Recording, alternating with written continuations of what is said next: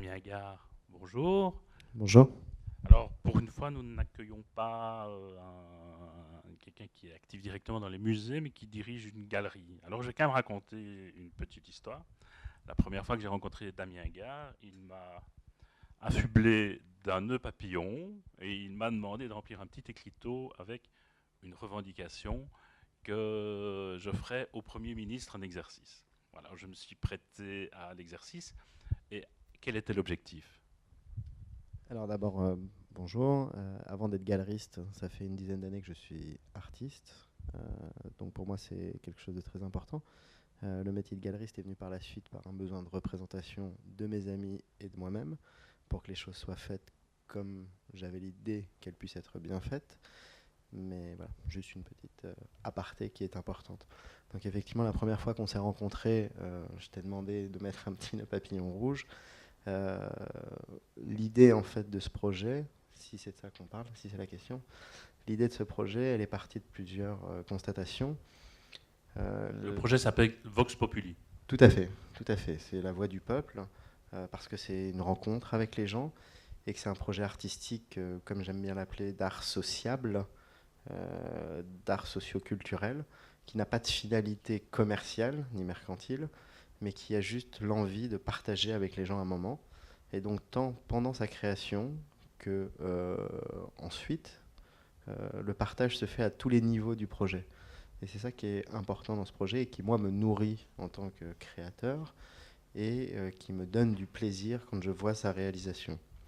Donc l'idée, effectivement, c'était de se dire, et c'est une base très importante de mon travail, dans la rue, quelqu'un qui n'a pas forcément de place pour la créativité dans son quotidien, dans un épanouissement personnel dans son travail, parce qu'il a un boulot alimentaire, ce qui est la somme de beaucoup de gens, je pense, il peut prendre du plaisir à voir dans la rue autre chose que de la publicité ou de la politique, qui sont aujourd'hui les deux seuls vecteurs d'expression qu'on trouve en rue.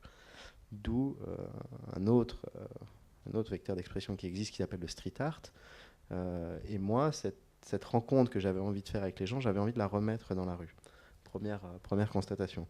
Deuxième constatation, moi je crée un concept et après ce sont les gens qui réalisent l'œuvre en elle-même. Donc c'était d'aller voir les gens et de leur dire, j'ai pris un sujet qui m'intéresse particulièrement qui est la politique, puisque ma génération, je pense, se sent assez désillusionnée par rapport à la politique. On s'y retrouve plus vraiment.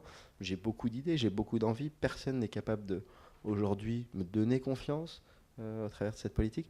Donc l'idée, c'était de faire se réunir l'art, la politique et aussi les gens pour qui on fait cette politique. Et donc leur donner la parole, qu'ils se sentent légitimés. Et ensuite, une fois que les citoyens aient parlé, donc vous, moi, n'importe qui, on réintègre aussi les politiques au même niveau que les citoyens. Voilà, l'idée c'était de remélanger tout le monde et après d'aller réexposer ça dans la rue. Donc tu t'es exprimé, tu as donné ton envie, c'était super. Évidemment, j'ai exprimé une demande sur la gratuité des musées, mais qu'est-ce qui ressort de ces messages? J'en ai vu beaucoup sur la culture, même des concurrents qui voulaient les cinémas gratuits. Il y a eu, euh, il y a eu une expression forte là-dessus, j'ai eu l'impression. Il y a une expression très forte sur la culture et c'est là où on se rend compte que les gens sont très friands de cette culture. Dans la galerie, le week-end, je reçois énormément de gens qui sont ravis de pouvoir rentrer dans une galerie, on parlait des musées plus tôt, de venir se divertir, prendre un moment de bonheur, d'échappatoire, voilà, juste que la culture soit encore plus présente, peut-être plus visible, plus accessible, euh, pas tout le temps trop philosophique. Les gens ont besoin d'une culture à plusieurs niveaux, à plusieurs étages, à plusieurs niveaux de compréhension, et pouvoir penser à autre chose. On a tous nos petits soucis au quotidien, et je pense que le rôle de la culture, il est multiple. Et il est aussi de faire que les gens voilà, puissent s'évader. Il y a un rôle éducatif pour moi très important, et c'est pour ça que je fais aussi des projets comme celui-ci, celui dont on parle aujourd'hui. Euh, les gens, plus on leur laisse la possibilité de s'exprimer, de participer, et plus dans leur quotidien, je pense que voilà, les mentalités peuvent changer, la solidarité entre les gens. On a vu effectivement beaucoup pour la culture, mais on a vu aussi beaucoup pour la tolérance, on a vu aussi beaucoup pour un monde plus uni, pour plus d'écoute entre les gens, plus de propreté sur les vélos, enfin, tous les sujets y sont passés. Voilà, je pense que si on s'écoutait tous plus les uns les autres, que ce soit pour la culture ou pour d'autres choses, les choses pourraient avancer. Et donc vous avez réalisé une centaine, plusieurs centaines de photos. Aujourd'hui, on est à 400 portraits. donc ce qui commence à représenter une masse assez importante. Je pense qu'en termes de proportion, on a 350 citoyens et une cinquantaine de personnes politiques, puisque l'idée, encore une fois, était de mélanger tout le monde et de remettre tout le monde au même niveau. Donc effectivement, c'est 400 portraits principalement faits sur les communes bruxelloises, mais on a également été à Namur au Fête des Solidarités pour faire ce projet. Et l'idée, pour moi, aurait été de continuer, effectivement, mais bon, tout ça demande du temps, de l'organisation, etc., d'aller en Flandre pour unir la Flandre et la Wallonie et Bruxelles, pour montrer qu'on n'est pas différents, qu'on a tous envie de s'exprimer, que ce soit dans toutes les parties de la Belgique. Voilà, donc effectivement, 400, ça commence à représenter un nombre assez intéressant.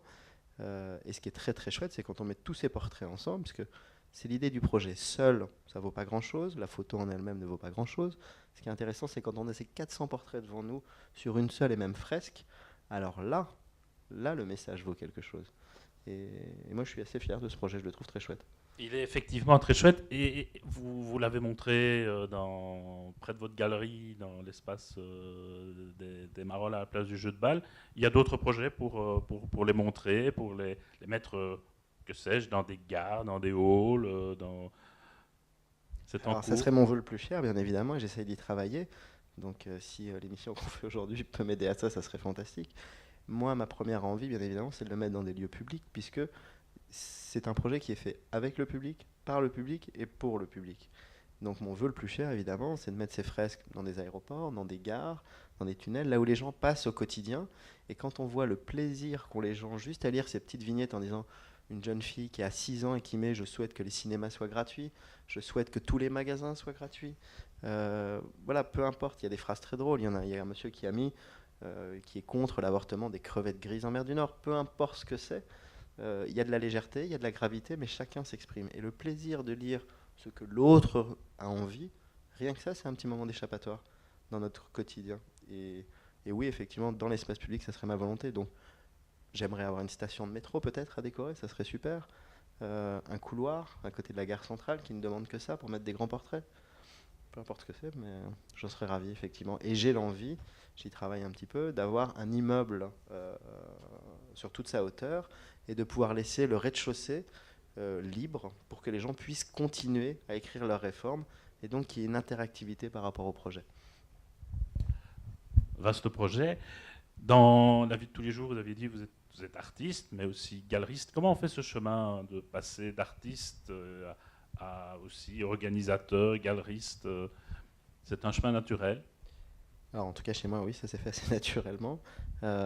Déjà parce que j'ai beaucoup d'amis qui font des travaux extrêmement qualitatifs et qui ne sont pas des grands communicants, donc qui ont des problèmes de réseau, de visibilité. Je crois que pour un artiste, le plus difficile, c'est d'être vu, et quand on n'arrive pas à être vu, bah, c'est difficile de faire exister son travail.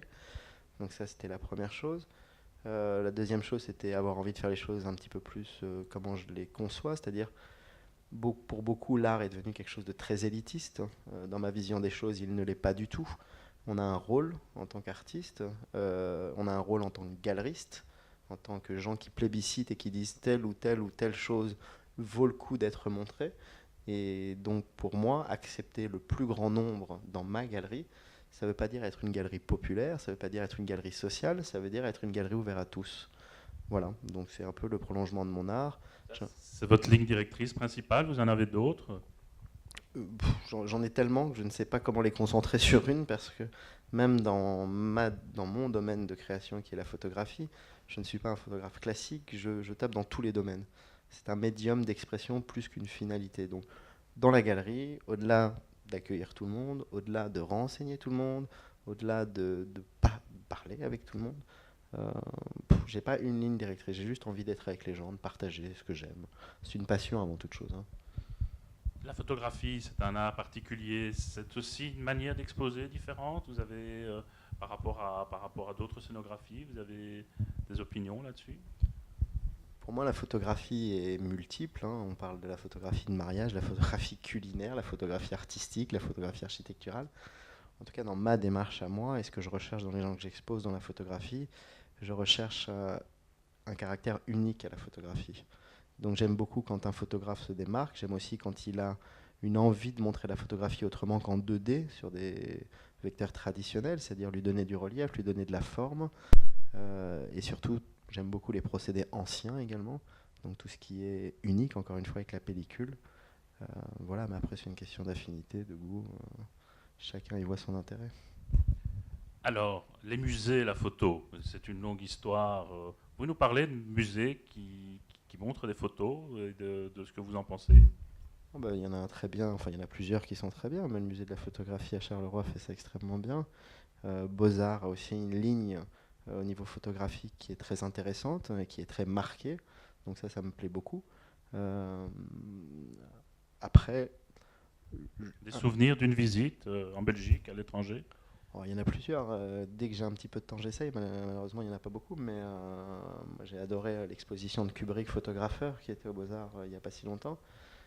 C'était absolument top. Non, après, il y en a plein, donc c'est un peu difficile à dire. Mais par contre, c'est vrai que j'aimerais peut-être avoir un musée de la photographie sur une capitale comme Bruxelles. Je trouve que ça serait important. Que la photographie soit un petit peu plus présente dans les musées d'art contemporain, ça me plairait aussi beaucoup. Elle l'est, mais un peu à mon sens. Et autre chose pour rebondir aussi par rapport à la photographie et les musées dont vous parliez tout à l'heure pour réattirer un public, dynamiser en plébiscitant un petit peu plus la jeune création plus fréquemment sur des espaces ouverts, lumineux, sympas et un petit peu moins pompeux, je ne sais pas comment je dirais autrement, je crois que ça réattirerait un nouveau public. Je crois que ça serait bien que tout le monde se rende compte qu'on a tous à y gagner, à être tous ensemble quand on présente des choses, et vraiment plébisciter cette jeune création un maximum. Je crois que ce serait bénéfique à tout le monde. Alors, pour boucler la boucle, je vais vous donner le nœud papillon rouge. J'ai Merci pas de beaucoup. petit tableau, mais vous pourriez proposer votre revendication. Effectivement, comme ça, sans y réfléchir à brûle pour point, c'est une bonne colle. C'est ce que vous Euh, proposez à tout le monde. c'est ce que je propose à tout le monde, effectivement. Puisque je suis concerné tout de suite, un congé paternité pour les indépendants, ça serait pas mal. Voilà, c'est une belle conclusion. Je ne pense pas que j'ai eu l'occasion déjà de vous donner notre badge dans les musées. La gratuité, c'est maintenant. Je le porterai avec Voilà, plaisir. avec plaisir, au plaisir. Merci beaucoup, Jacques.